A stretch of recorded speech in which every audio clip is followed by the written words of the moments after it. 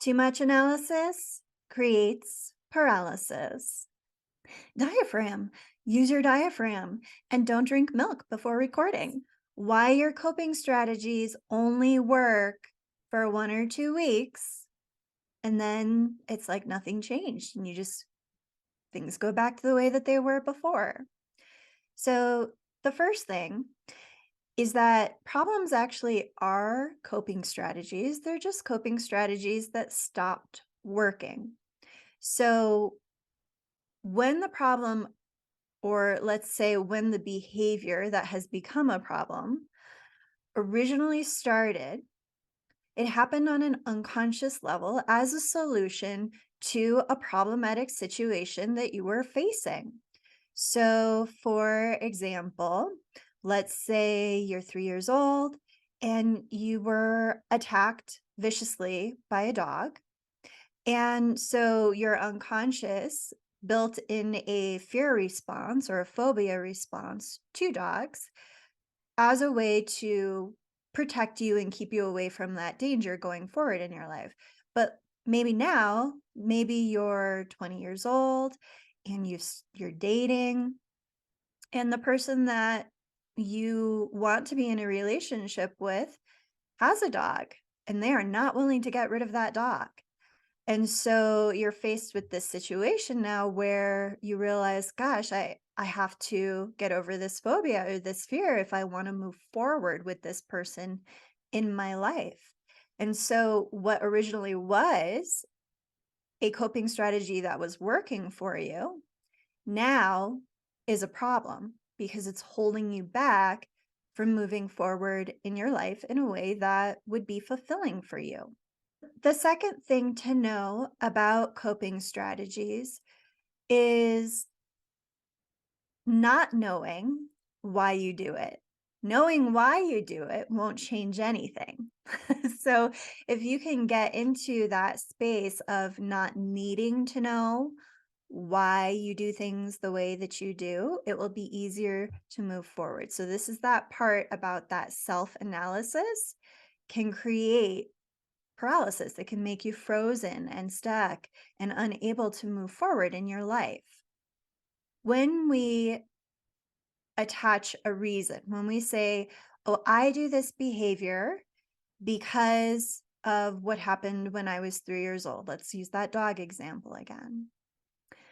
Well, it creates a reason for you to hang on to the problem. So it would be very easy to say, well, I'm afraid of dogs because dogs are vicious. But the truth is, are all dogs vicious? Are all dogs going to attack and hurt? No, not all dogs are like that. And so, but if we say, well, I'm this way because dogs are this way, then we get stuck. And it reinforces having a purpose for the problem. And as long as there is uh, a purpose for having the problem, you are going to be on an unconscious level. It's very easy to want to hang on to that problem. Number 3 is knowing that some tools are better than others. So and let me explain what I mean by that. It's not that some tools are better than others, but it's that some tools are going to work better in certain situations than other tools will. So let's just take a hammer and a screwdriver, for example. If you want to put a nail in the wall to hang up a picture, obviously one tool will work better than other, depending on what it is that you want to do. Now, there are thousands of choices, different resources, different tools that a person could choose to use to solve a problem, to get the outcome that they want. But everybody is an individual. And so it depends on the person. What's going to work for your personality? What's going to work for your interests? What's going to work for your lifestyle? Not everybody has an hour in their day to sit down and meditate.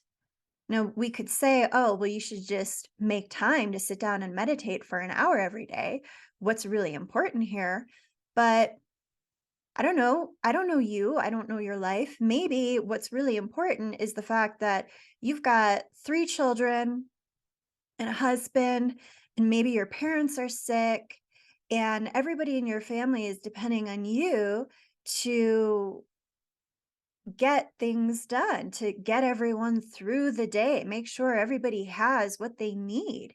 And if that's the case, you're probably not going to prioritize meditating for an hour a day, especially if you're only getting, say, 4 hours of sleep as it is.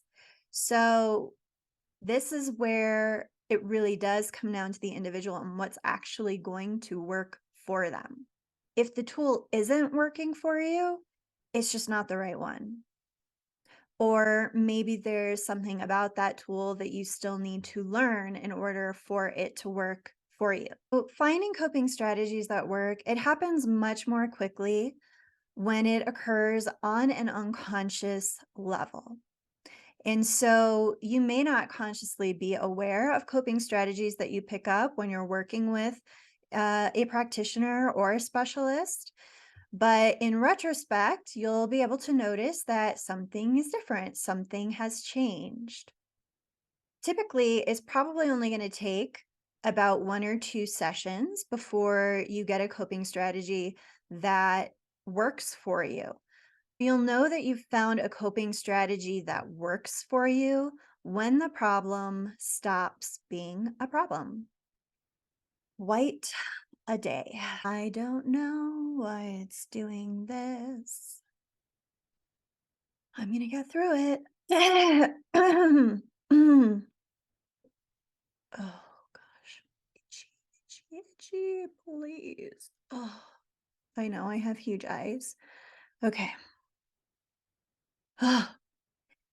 Too much analysis creates paralysis.